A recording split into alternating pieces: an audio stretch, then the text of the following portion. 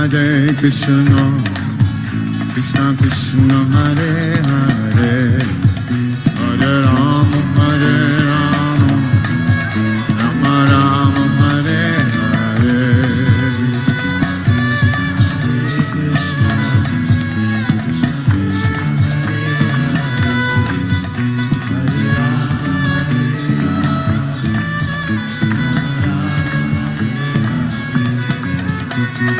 Krishna Hare Krishna, Krishna Krishna Hare Hare, Hare Rama Hare Rama, Rama Rama Hare Hare.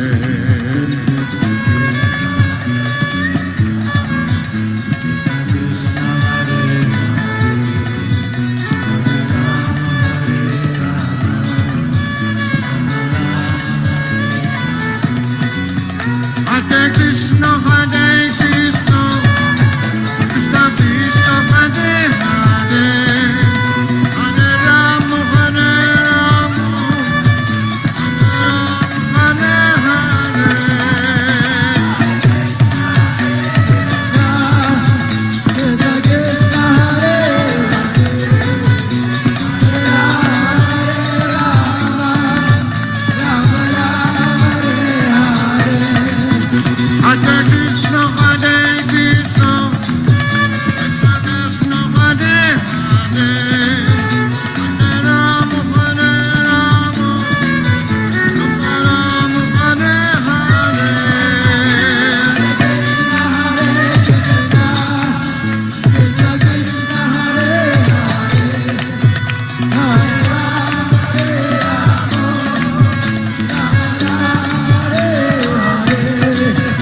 Hare Krishna, Hare Krishna, Krishna Krishna, Hare Hare, Hare Rama, Hare Rama, Rama Rama Hare Hare.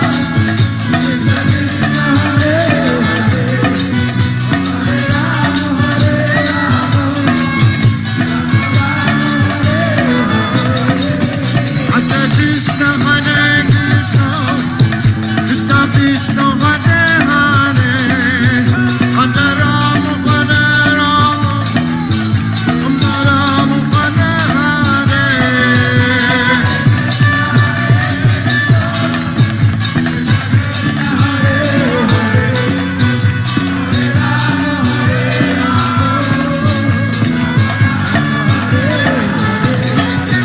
Hare Krishna, Hare Krishna, Krishna Krishna, Hare Hare, Rama, Hare Rama, Rama Hare Hare.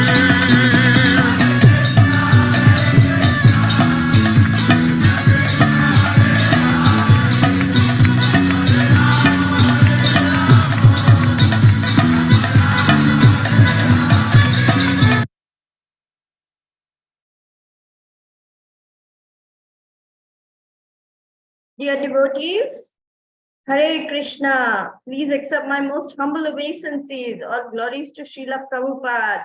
Welcome one and all to His Holiness Candramauli Swami Maharaj's daily call.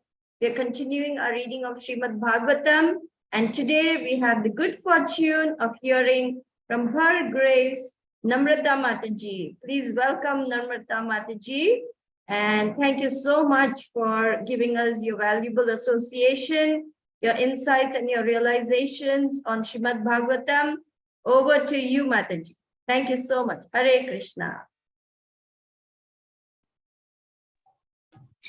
Thank you, Mataji. I would like to take blessings from all of you because I'm not the frequent speaker. So, of course, I'm a little bit nervous, but with your blessings, I think I can all of your blessings, I can do it. Thank you. Can we take the verse, Mataji?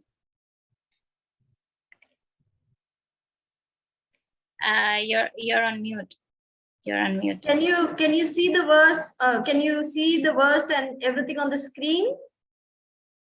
Yes, yes, yes.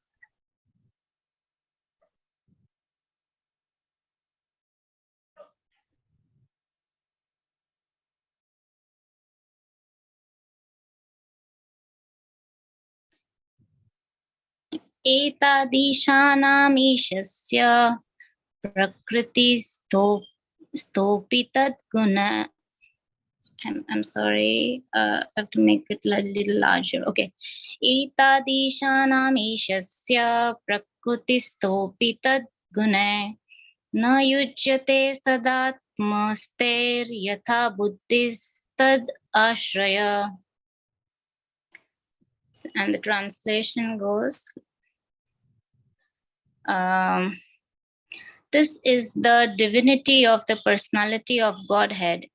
He is not affected by the qualities of material nature, even though he is in contact with them. Similarly, the devotees who have taken shelter of the Lord do not become influenced by the material qualities. In the Vedas and Vedic literature, Shruti and Smriti, it is affirmed that in the divinity there is nothing material. He is transcendental, nirguna, the supreme cognizant. Hari, or the personality of Godhead, is the supreme transcendental person situated beyond the range of material affection. These statements are also confirmed even by the Acharya Shankara.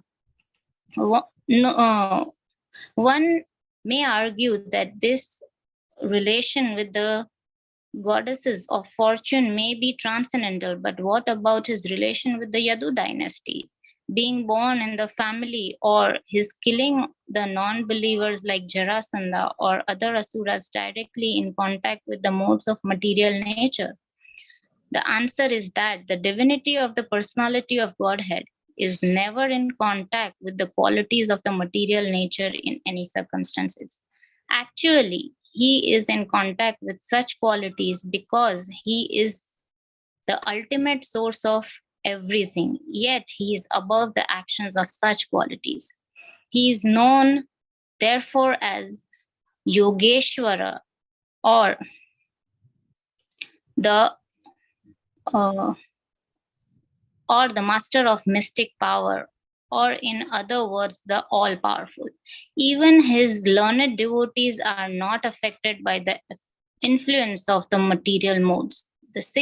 The great six Goswamis of Vrindavan all came from greatly rich and aristocratic families. But when they adopted the life of mendicants of Vrindavan, superficially they appeared to be in wretched conditions of life, but factually they were the richest of all in the spiritual values. Such Mahabhagavatas, or first grade devotees, although moving amongst men, are not contaminated by the honor or insult, hunger or satisfaction, sleep or wakefulness, which are all resultant actions of the three modes of material nature.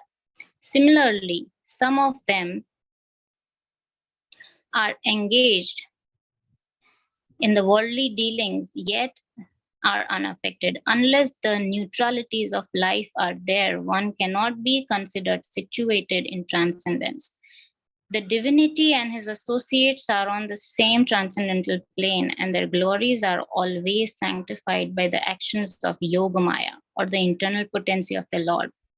The devotees of the Lord are always transcendental, even if they are sometimes found to have fallen in their behavior.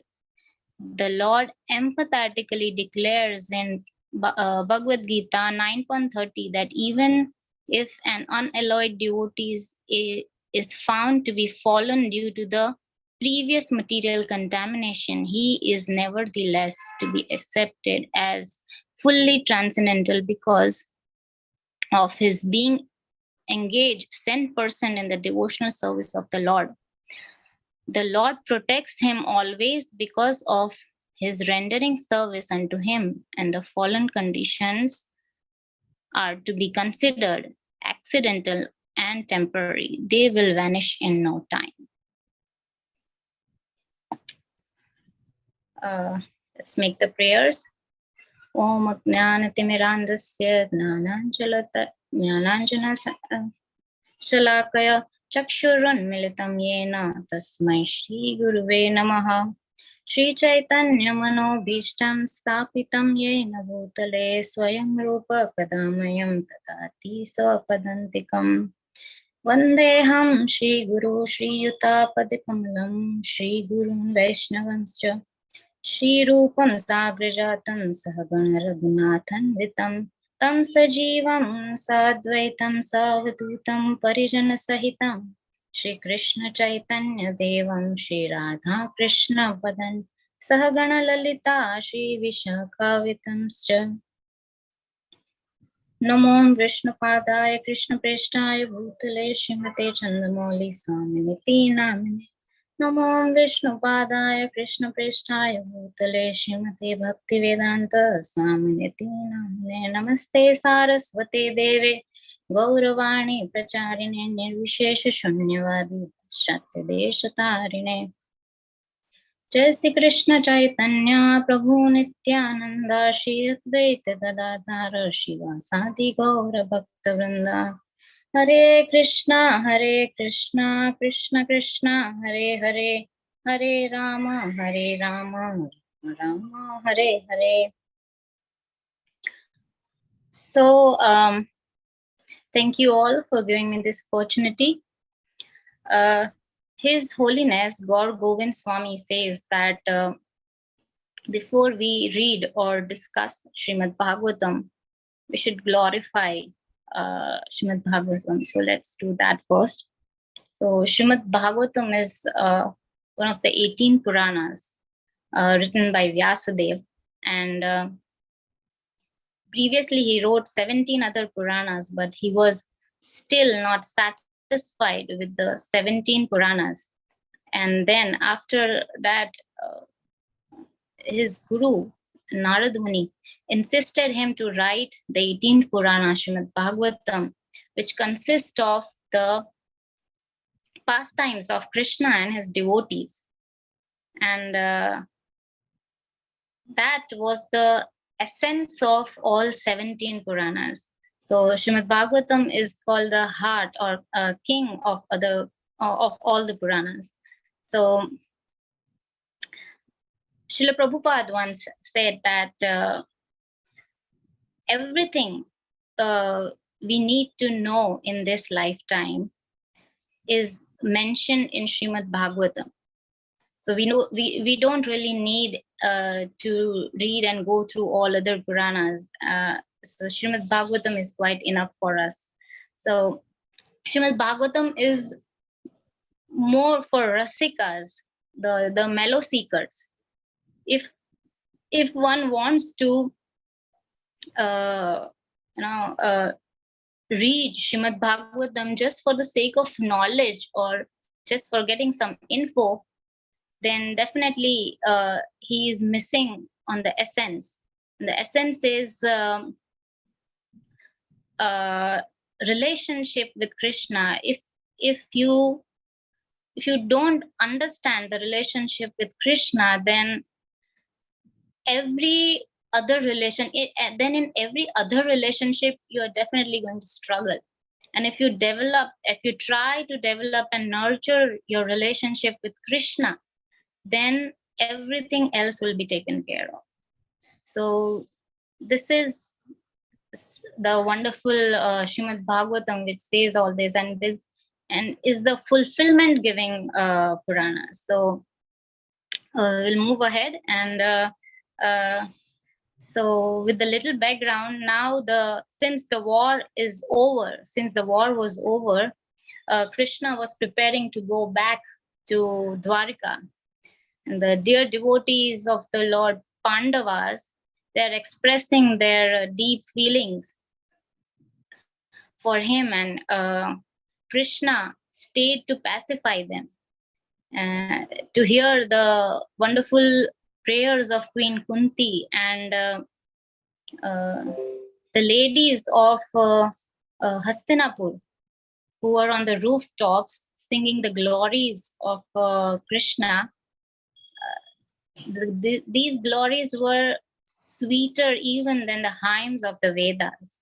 So, and then Krishna returns to Dwarika, and all the Dwarika Vasis, they're all filled with joy. They're all in the mood of big celebration. Even the prostitutes were so happy, and all of them brought the all sorts of offerings, best of their offerings for Krishna.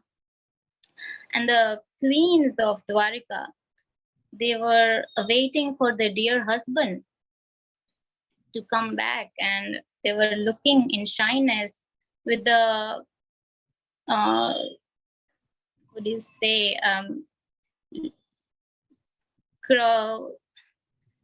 sidelong crossed eyes, and they were feeling that shyness. And the queens of Dwarika, they were so beautiful. Their expressive faces, their honey dipped smiles, they are captivating even for the Cupid that is called Madana. So in the material world, Cupid is said to be creating the lusty feelings between a man and a woman. But when Cupid comes to Dwarika, he gets frustrated because Krishna and his queens are already on the transcendental platforms. They are before the Cupid, he shoots an arrow. There's already the exchange of love between Krishna and their dear wife. So the Cupid already gets frustrated over there. So, and then with such beautiful wives, Krishna still, the beauty of the queens is not the reason that is captivating Krishna. His senses are not agitating with any beauty of the queens. He's Rishikesha. He's the control of senses. That is not something that will agitate Krishna. So then what is the loving exchange between these queens and Krishna? That is the selfless devotional service which they are rendering to Krishna. So these attributes of the queens of the Dwarika, they are from the Lord's internal potency. So they are the expansions of goddess of fortune. So they have these loving exchanges, and we cannot say that this can be lusty exchanges, because Krishna is transcendental. He doesn't even have a material body. So are the gopis, and so are the queens of Dwarika. They don't have material body. So how can they, and lust is something which rests on the material platform, and they are all transcendental. So, and even if we look at it from the, devil advocate, if we are a devil advocate, then if we look at it from that point of view, and even then, if we consider that such elevated personalities like Narad Muni, Vyasadev, then Sukdev Goswami was born renunciate. He was like, he wasn't aware of his bodily consciousness. He is relishing the pastimes of Krishna. So this cannot be some lusty affair, and there's no tinge of lust present where Krishna is involved. There are some atheist class of men with demoniac mindsets. They call Krishna as some sort of playboy, and who is performing the rasa dance with gopis and the cowherd girls of Vrindavan. But these are mudhas, the foolish people. They with their scholarly degrees, they cannot understand that these are the transcendental affairs between the energy and the energetic. So there's no tinge of lust in any activities of Krishna. So this reminds me of one incident which Srila Prabhupada in one of the talks were narrating, that one man was questioning Srila Prabhupada. Srila Prabhupada said, he said to Srila Prabhupada, Srila Prabhupada, I'm better than your Krishna. So Srila Prabhupada said, and how is that? So he said, I have one wife and your Krishna has 16,108 wives. So Srila Prabhupada answered, that means you are a rogue, you are a rascal, you are a mudha. And the man was agitated. He was shocked, and he said, Srila Prabhupada, how can you say that? I have one wife, your Krishna has 16,108 wives. So Srila Prabhupada said, all women in this world belong to Krishna, and you are trying to keep one with you. So if we should not try to minimize Krishna's position by thinking him as some mundane householder. He has the capacity of marrying even 16 million women, and still they all will be happy. So we should not minimize his position. And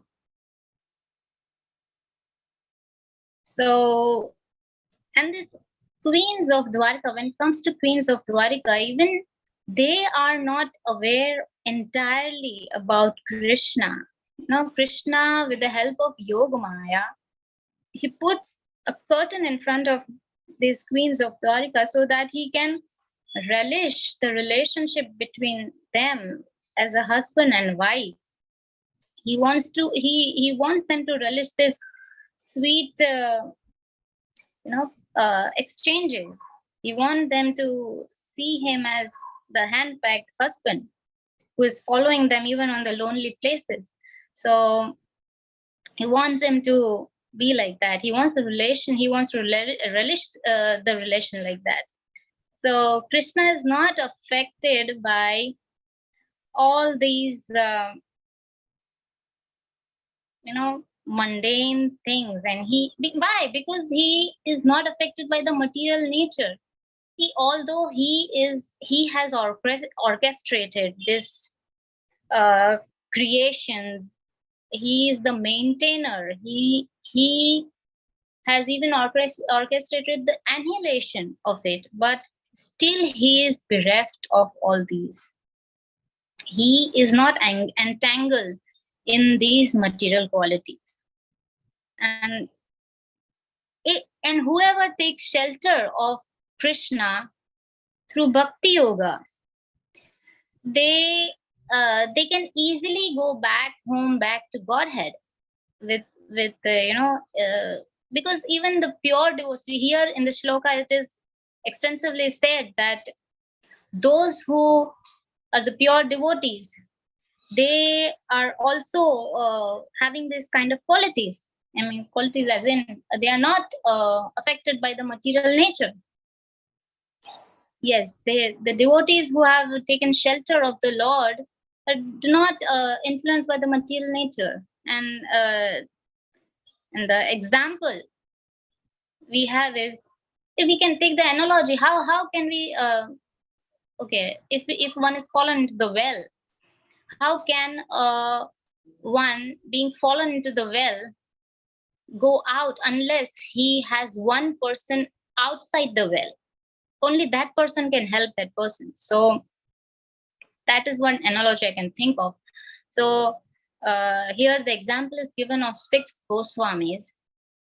The 6 Goswamis, they are from the aristocratic families, and they are living life of mendicants. They are begging and living in just the needful, and the rest of the time they are investing in the instruction given by the Chaitanya Mahaprabhu of writing scriptures, excavating uh, the lost places of Vrindavan, and preaching Krishna consciousness, performing kirtan, chanting, and setting examples for us.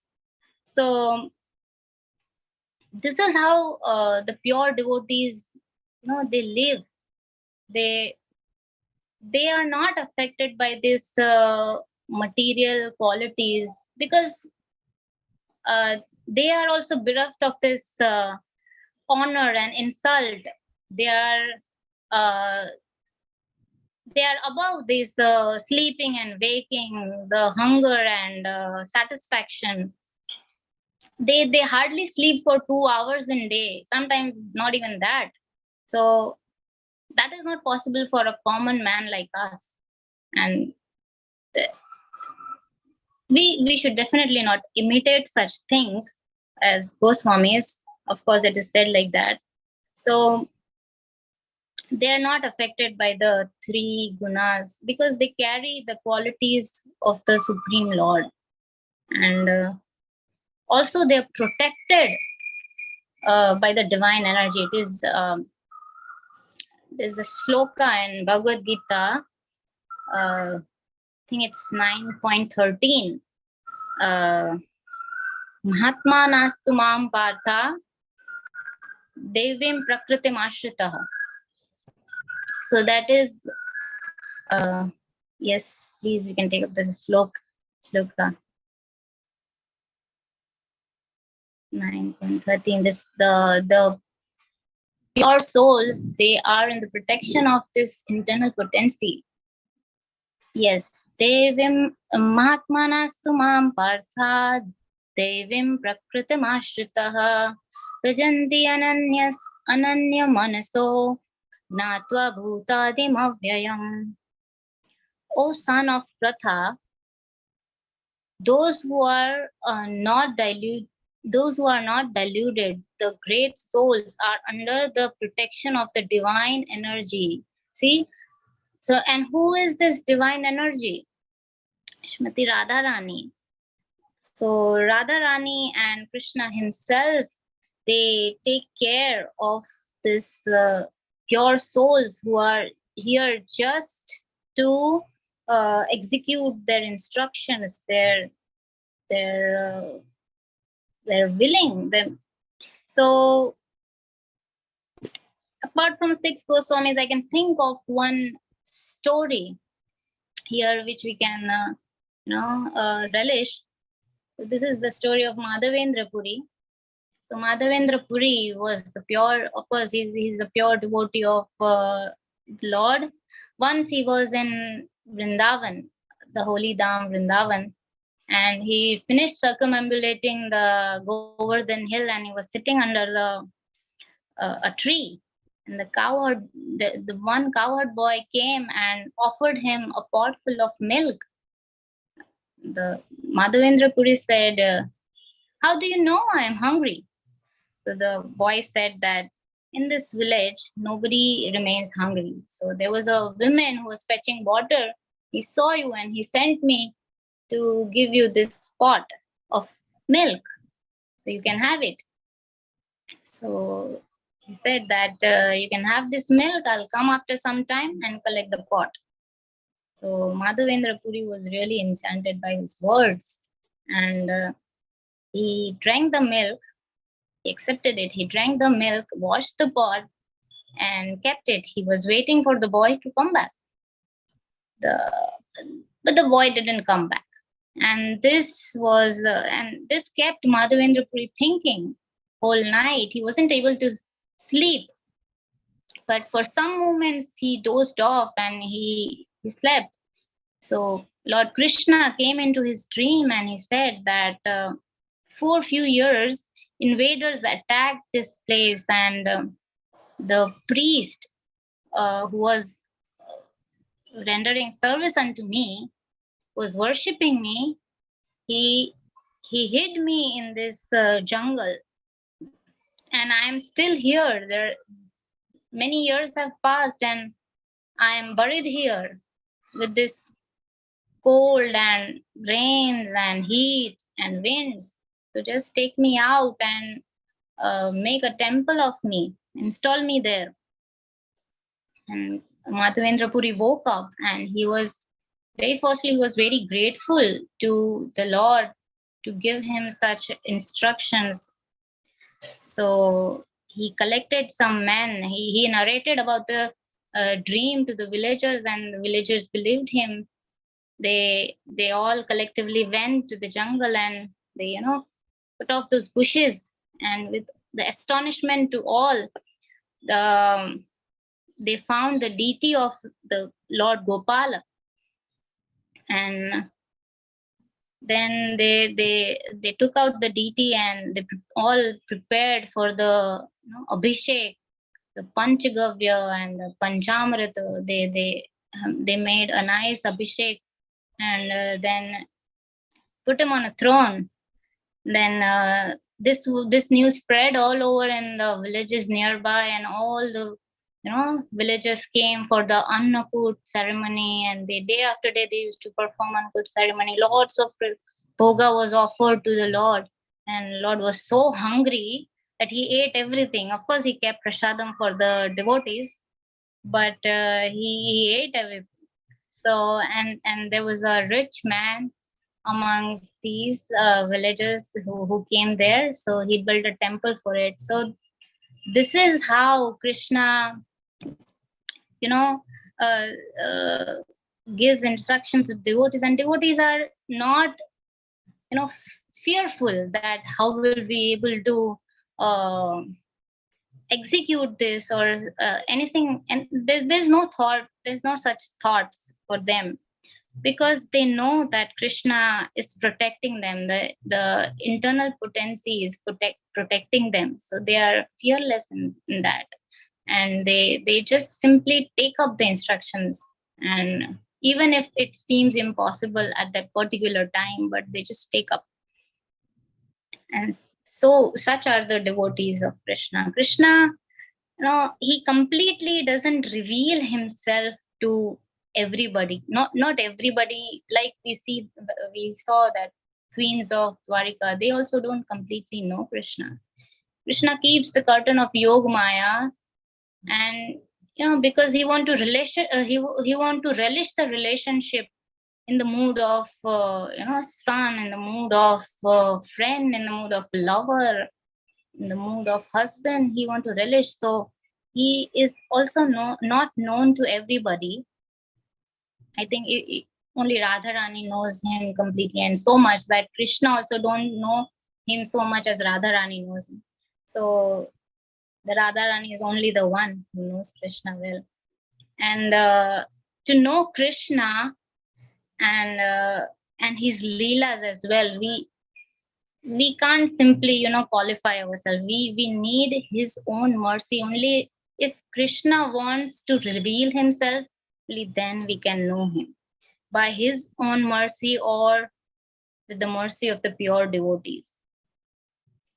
So I remember one lecture of his Grace Amarendra Das Prabhuji. He was saying that Krishna is a crooked personality. He's not like straightforward like Ram. He looks with the sidelong eyes, with sidelong vision with to gopis, and he doesn't even stand straight. He doesn't play flute in the, straight position. He's crooked even when he's playing flute. His walking is crooked. He's just like a mad elephant. He's walking like that. Everything about him is crooked, and nothing. He talks crooked. He walks crooked. His actions are crooked. Nobody can exactly understand his actions as well. So, this is one nice meditation I think we can have while we are chanting, the holy names. So, thank you. I think we can conclude with this.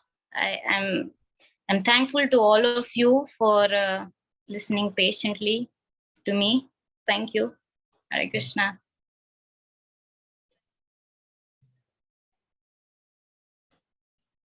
You're on mute, Mataji. Hare Krishna. Hare Krishna. Thank you so much, Namrata, for giving such a sweet class today, glorifying Lord Krishna, pointing out his transcendental nature in all circumstances, how his queens are transcendental, how he's never touched by the material energy. You started with a nice glorification of Srimad Bhagavatam, reminding us all of the supremacy, the supreme position of Srimad Bhagavatam. And you told us that Srila Prabhupada said that everything you want to know is there in Srimad Bhagavatam. Just this one book is enough. And then you went on to describe so many aspects of Krishna's coming back, how the queens were singing, how the prostitutes came with gifts, how everyone was overjoyed to receive Krishna, and then how tricky Krishna is. He's a very tricky person. He's not straightforward. He's very mischievous. Thank you. So, dear devotees, if you have any questions, if you have any comments, if you have any realizations. Oh, there's Shilpesh Prabhu. Please go ahead, Shilpesh Prabhu. Hare Krishna, Namrata Mataji. I just wanted to say what a wonderful, wonderful class. I really enjoyed it.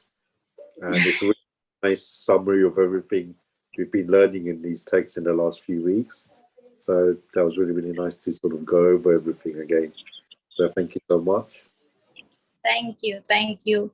Your blessings, and I was really nervous, but I think all of your blessings helped me out. Thank you very much. Yes, I think we should come on every few weeks now and summarize everything we've done in those weeks. We all will come one by one.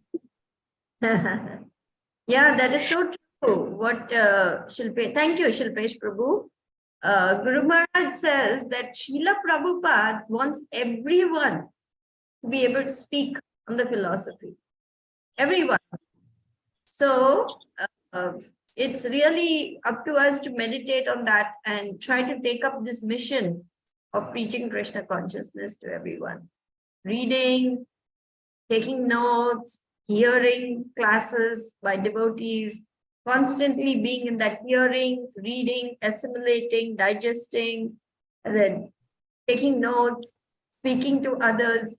This is what will help us to talk about the philosophy with others. Thank you.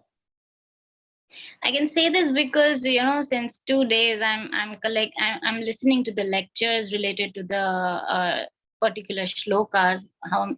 There are many lectures which are related to this particular shloka, and I have been meditating over this because a lot of speakers have talked about it, and finding more intricacies of this shloka would be even more relishing. So this just add to your absorption, I can say. I mean, we all should try, and I totally decided that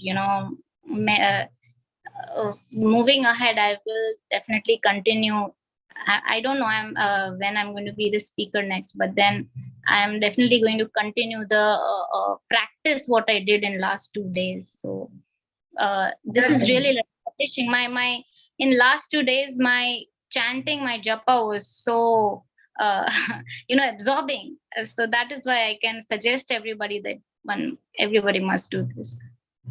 That is so true. Just because you have to prepare for class, you really go deep and get absorbed. you try to read as much as possible. And so your whole consciousness actually starts improving simply by trying to attempt to do that service. Very, very observation, very nice realization. Thank you for sharing that, Namrata. Thank you. Would anybody else anything or share their realizations or ask any questions? We have Swaha, we have Janava, we have Susanna, Sukhavaha, Raj Prabhu, Scarlet Mataji, Tirtha Kirti, and Shilpesh Prabhu, besides, of course, Amrita and myself. We can make this session a little more interactive. Can we get back to the shloka, the 11:1? Okay.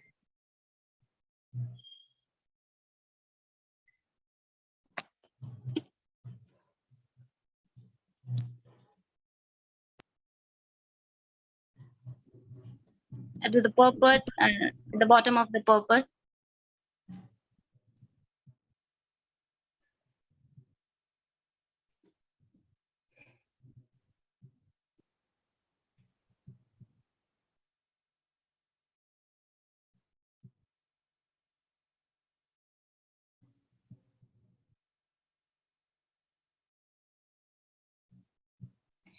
Yeah, so here it is written that even if an unalloyed devotee is found to be fallen due to a previous material contamination, yes, he is nevertheless to be accepted as fully transcendental because of his being engaged 10% in the devotional service of the Lord.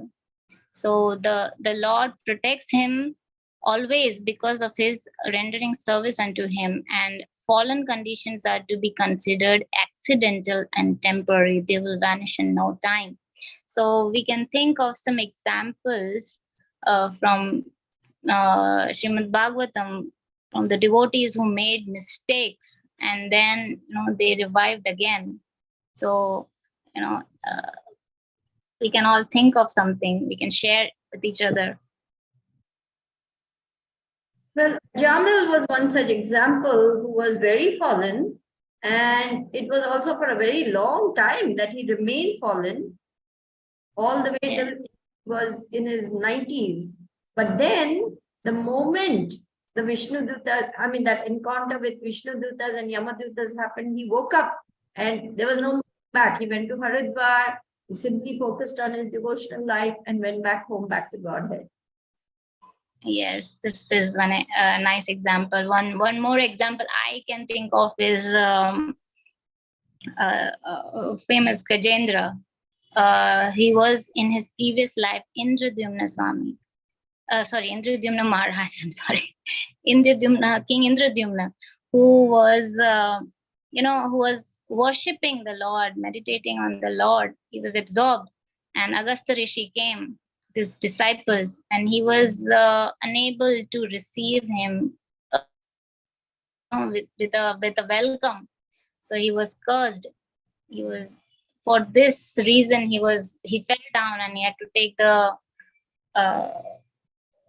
birth of a king of the elephants, Gajendra. Then in that birth, he was delivered.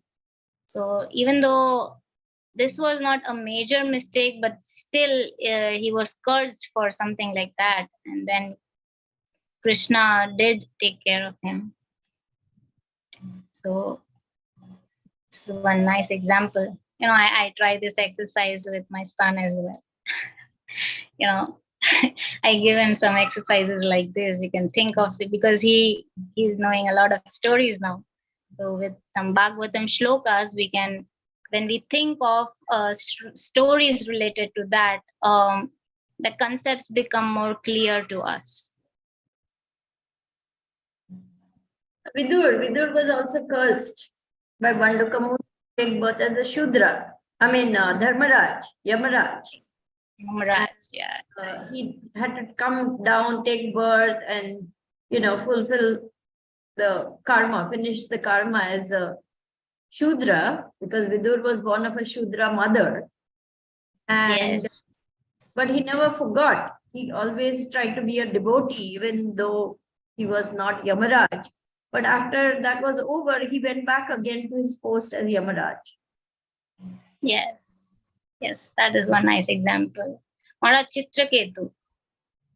Maharaj Chitraketu is one of the examples.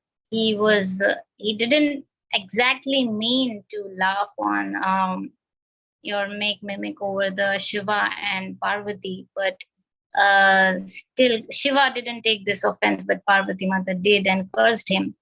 But when he cursed him, he didn't counter argue in any way. He just accepted the curse.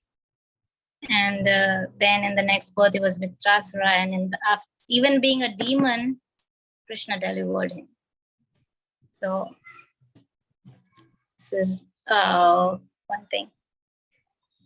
Thank you. Yeah, we have even same example like Jad Bharat also, very similar in the sense that he was actually Bharat Maharaj, but the material contamination was his constantly thinking of a baby deer. He came back in the form of a deer, and then he took birth as Jad Bharat, and then of course he went back. But 3 births like that happened because that one mistake.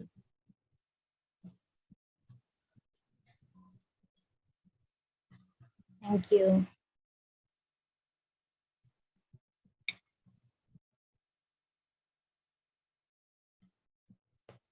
Anybody else would like to say something or share their realizations or have some comments?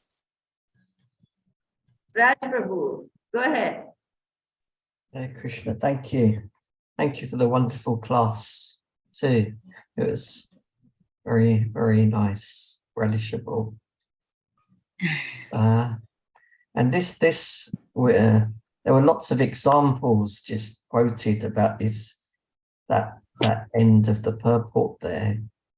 And I think that generally speaking, none of us have any doubts about when a pure devotee has had some fall down and that Krishna will take good care of them. Of course he will, because they were a pure devotee.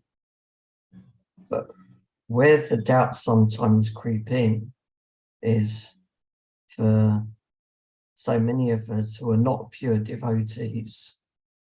And it's actually difficult to perceive that it's actually very difficult to perceive that it's even possible for us to be in a state where we're completely free of all material desires, completely free of all our anarthas, completely free of this web of Maya.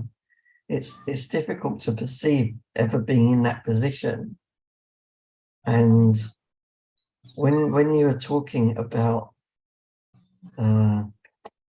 Krishna's loving relationship in the when he was dancing with the gopis, and it's actually inconceivable what was actually happening there, because it was like he was dancing, the gopis were dancing, there was some magic happening, but it's difficult.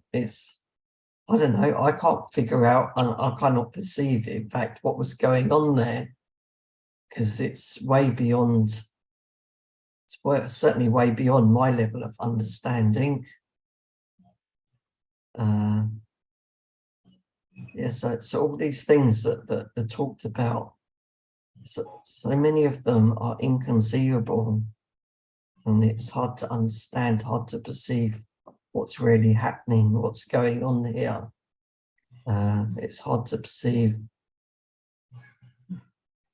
all of these things, no matter how many times we hear the messages again and again, but it still feels impossible to fully grasp, understand.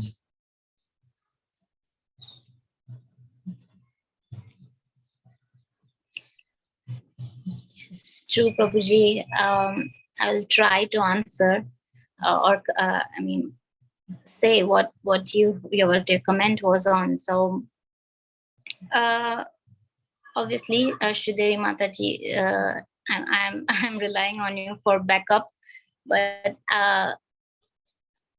as we are basically we have not reached the pure level, as you said it right.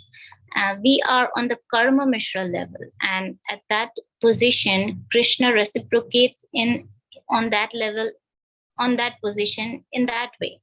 So if we are in the process, we still go under this purification process, and it happens like, if we deserve this much, we are given this much.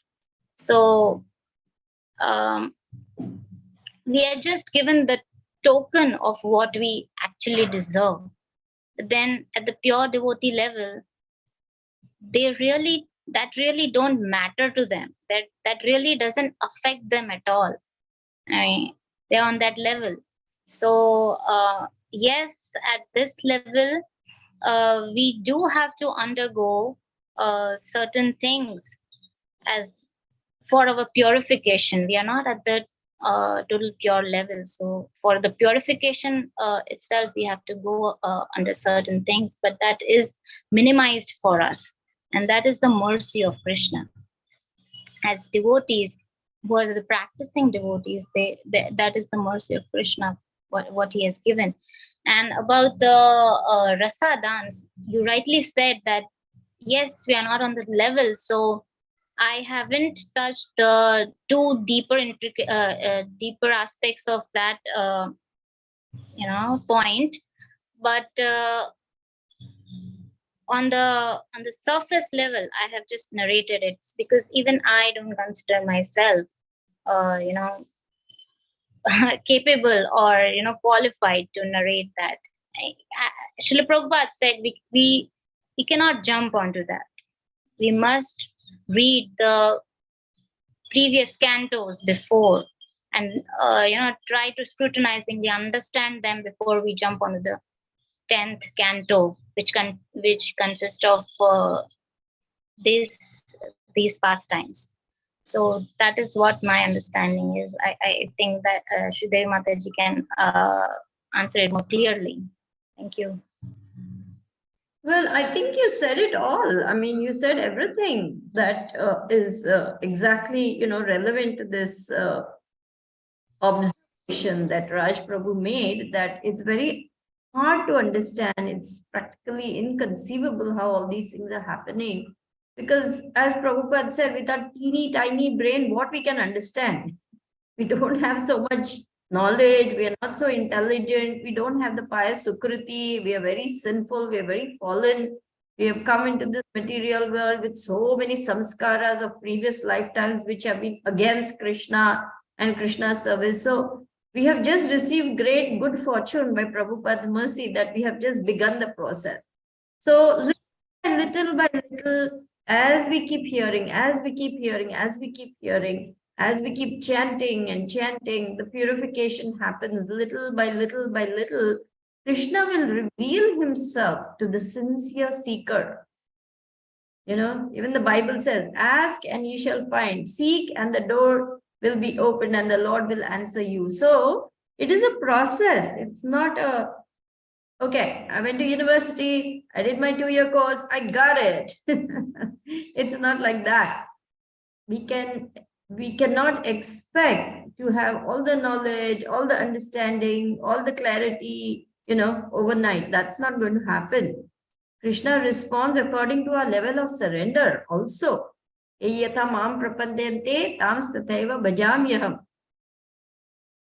more we surrender to the process, more we show Krishna our sincerity. I really want to see you, my sweet Lord. I really want to be with you. As George Harrison says, Krishna sees the heart of his devotee and he responds accordingly. So keep going, Raj Prabhu. It's a process, Surely, compared to, say, 2 years ago, you're a different devotee today. Compared to 6 months back, you're a different devotee today. And 6 months going forward, you'll be a different devotee compared to today. So it's a process. We have to keep walking towards Krishna. I don't know whether that's helpful. I think I've just repeated the same thing Namrata has said, just in my own way. Because Namrata said it all.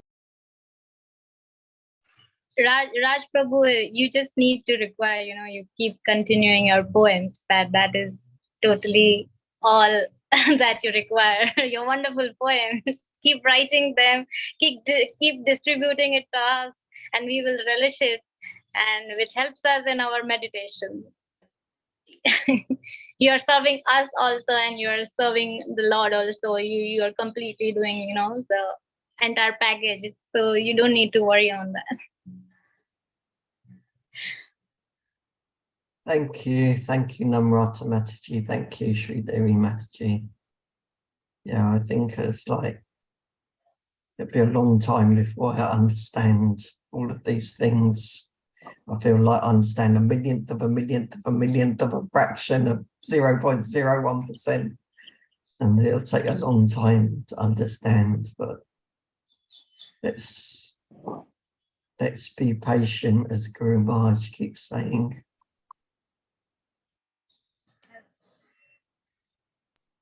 Well, you've understood enough to begin the process of devotional service. You've understood enough to chant Hare Krishna. You've understood enough to use your poetic ability and skills to glorify the Lord through your poems, as Namrata said.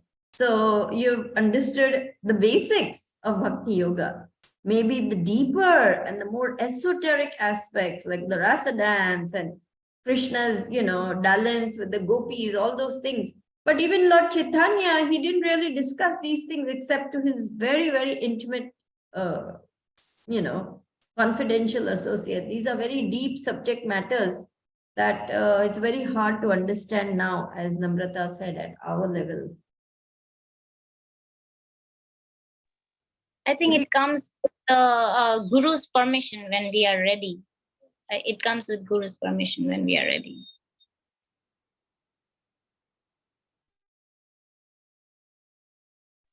If we can just chant our rounds and maintain the 4 regulative principles and associate with devotees nicely, take Krishna Prashadam and do a little service, we are doing good. In Kali Yuga, even this much is difficult. You know what Radhanath Maharaj says? If you're chanting your rounds, 16 rounds every day without fail, it is equal to standing on one tippy-toe with your hands raised. It's just such a tapasya. Even chanting rounds is very difficult sometimes.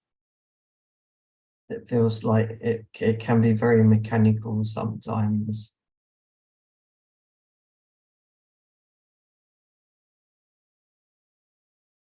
It needs a lot of effort.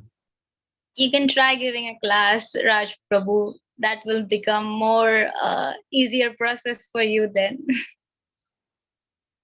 No, I think you just want to scare me forever. Namrata has given you a very good suggestion. Believe me, if you attempt to give a class, your reading, your chanting will go through the roof, because it's nerve-wracking to give a class. You have to make a lot of preparation. You have to read a lot. You have to cross-reference things. I mean, it's a lot of, absorption. But actually, that's very beneficial. So consider giving class, Raj Prabhu. I'm telling from my experience, so that is why I'm suggesting you. From 2 days, I'm really listening to the lectures. I'm really, really collecting the articles and bring it to the point discussion. So that from 2 days, I can say I have never had such japas before. So please, you can try that.